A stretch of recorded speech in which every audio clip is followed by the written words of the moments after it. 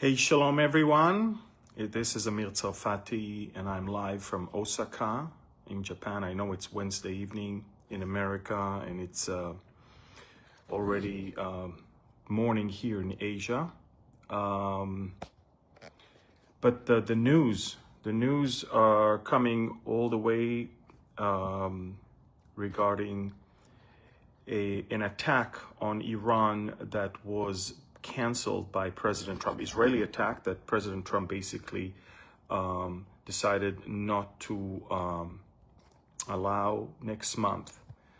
And I wanted to clarify everything because, of course, it's making big news all across the world.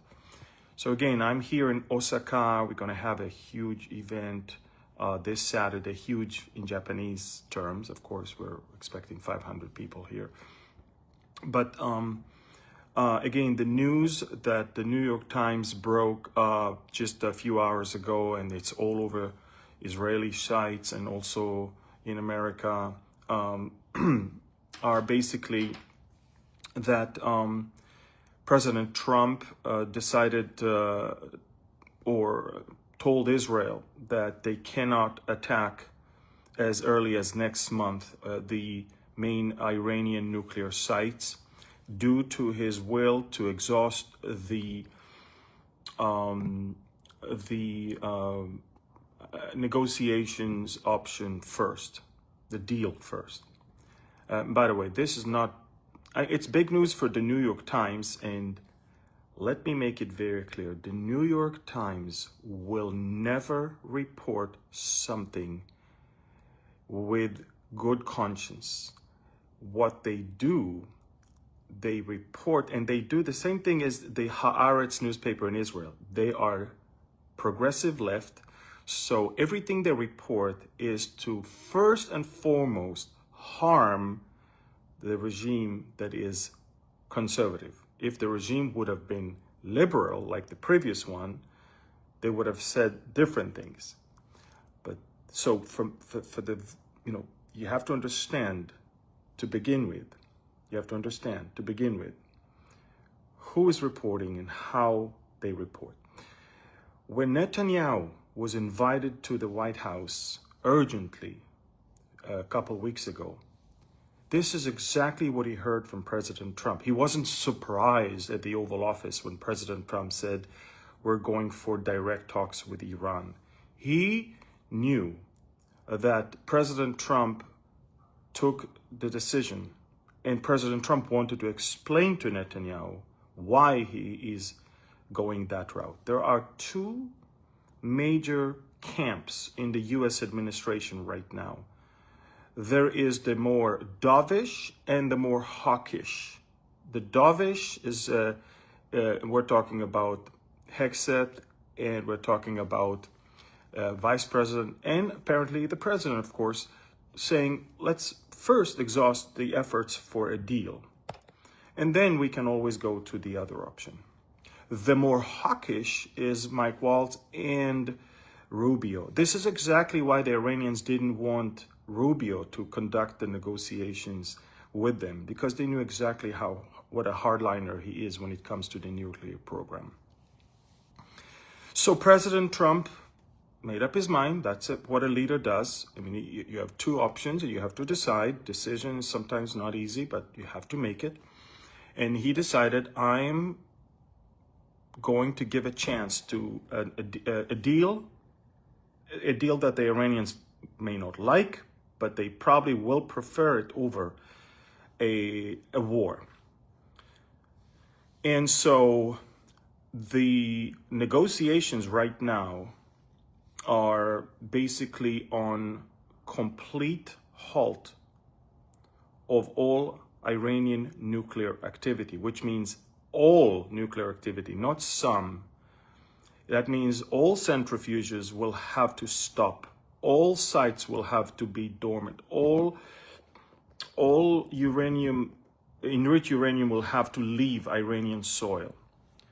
And you know that this is the deal because the Iranians began a barrage of leaks saying, we will never give up our right to enrich uranium. We will never do this. This is our right, blah, blah, blah, blah, all of that. President Trump simultaneously is sending unprecedented forces to the Middle East and to Israel. Just yesterday alone, 5 large U.S. military cargo planes landed in Nevatim Air Base with more and more anti-missile defense systems and more bombs and some weapons. So basically, we are watching an interesting thing where they're walking towards negotiations with the knowledge that it would be probably 98% sure that the Iranians will not accept the terms.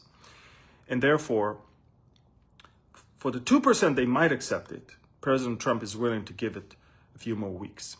Now, why am I saying weeks and I'm not saying months and I'm not saying years? You need to understand something. The Iranians have time.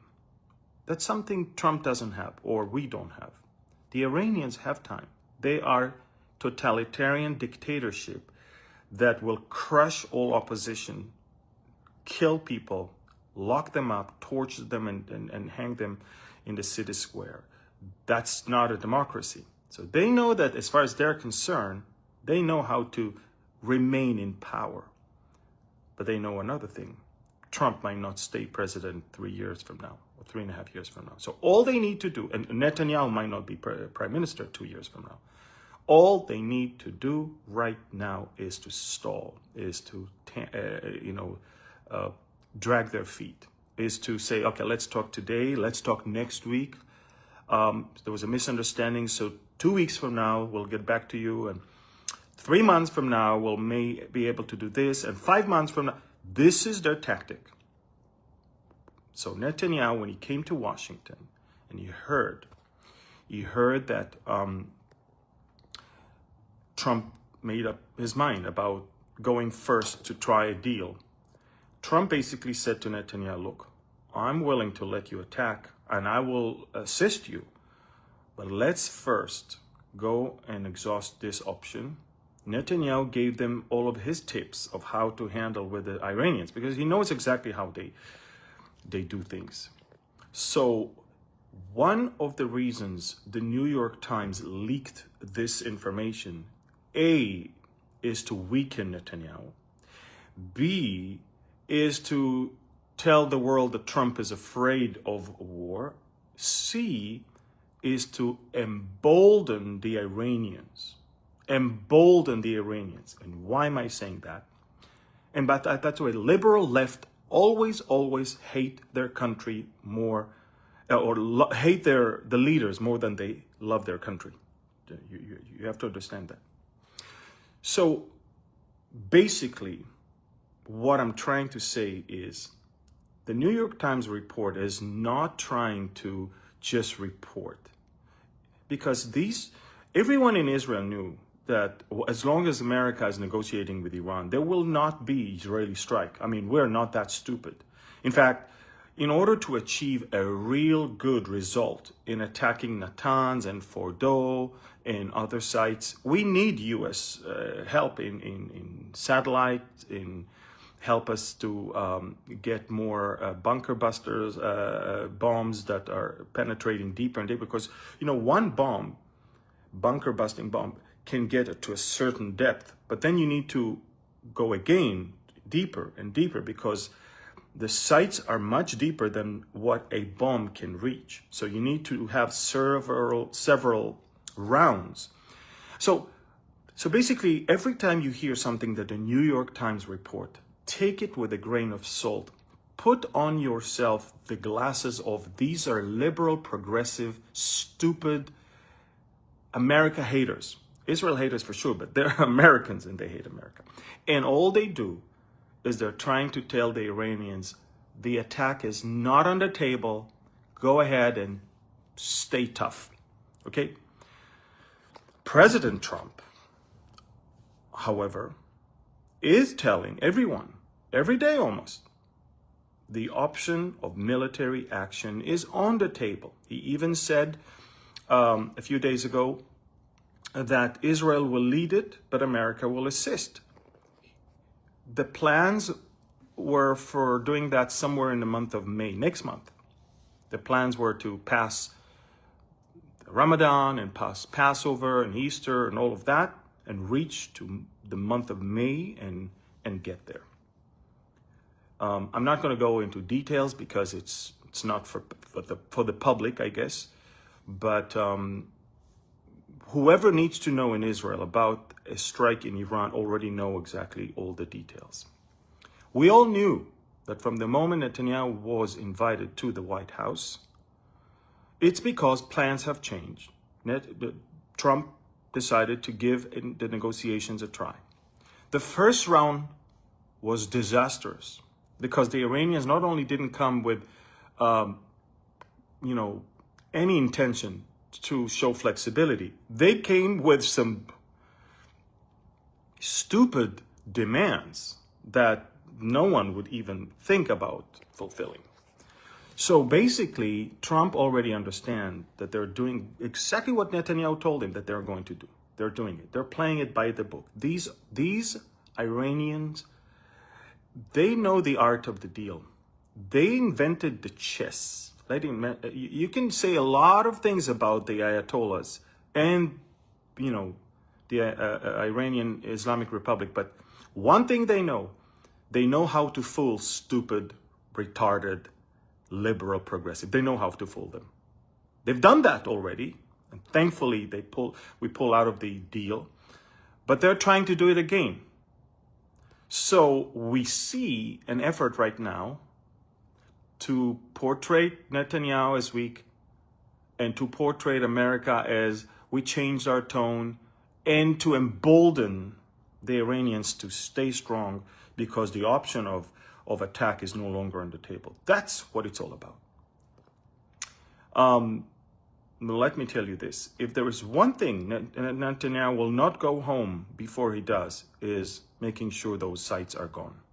And if there's one thing Trump will be remembered forever for, is if Iran acquires a nuclear weapon. And he knows that. So what I'm trying to say here is the reports are true. Trump asked Netanyahu not to pull the trigger next month because he wants to, but the reports are not exactly with clean conscience, because these reports could have been reported 2 weeks ago. In light of the negotiations, a plan would be postponed, blah, blah, blah. But they're saying it now at the eve of the second round of the talks because they know it will serve the interests of the Iranians and it will portray Trump and Netanyahu as weak or maybe even scared to attack Iran. Last thing I want you to know is that, and we've been saying that for a long time. You're probably asking, how come you say Iran will have a bomb in 2 weeks and they still don't have it? It's very simple. Iran knows that if they will have the bomb now, they're trying. Let me put it this way: they never stopped their efforts. There's a lot of unexplained earthquakes lately in the area of Natanz, and there's a lot of unexplained things that are happening around. They're trying. They're not there yet. They do have enough 60% enriched uranium, which can easily, within 2 weeks, become weapon graded, or less than 2 weeks, weapon graded. They already have enough to even work with what they have with the 60%. But you need to understand, you need at least 85% in order to be with weapon graded, unless you want dirty bombs, and that's something else, and then you can use what you have already. Okay? But what I want you to understand, folks, is that for the Iranians to reach the bomb would mean that this is it. They have taken the path of self-destruction, basically, because no one will allow them to keep it, and even in the price of having a nuclear disaster in Iran if we attack. So I believe that the Iranians are hesitant about all of this because they want one thing. They want Netanyahu and Trump to be gone So whatever they'll do will go quietly without any military action taken against them. They know that Europe is weak.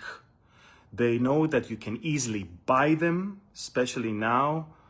They know that Russia is their friend. They know that China would gladly do business with them. The biggest problem for Iran right now is Netanyahu and Trump.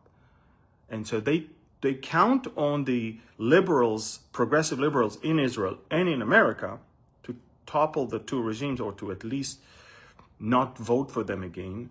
So they will reach a point where they can do whatever they want.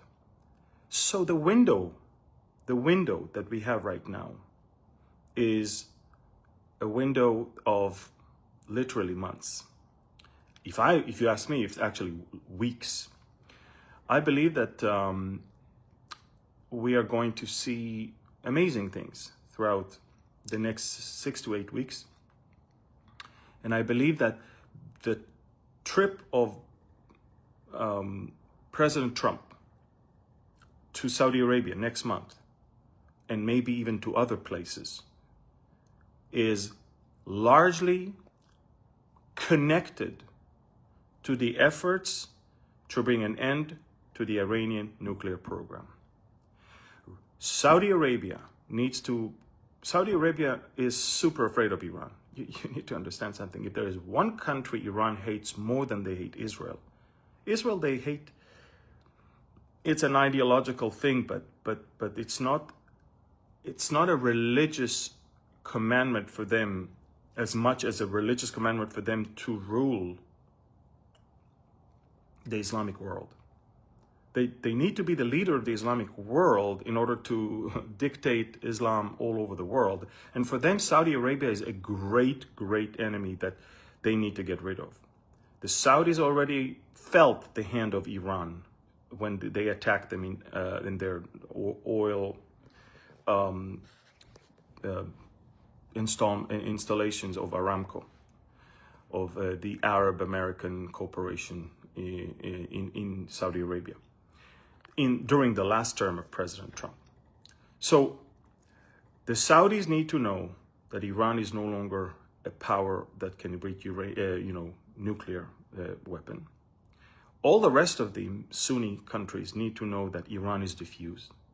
And one by one, like dominoes parts, they will fall from the effort to bring about an end to Israel and actually be added to the Abraham Accords to have, if not peace, at least normalization with Israel. We're talking about, Saudi Arabia. We're talking about maybe Oman.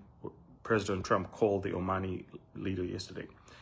And we're talking about Syria and Lebanon, and we're talking about also Indonesia, the largest Muslim country on planet Earth.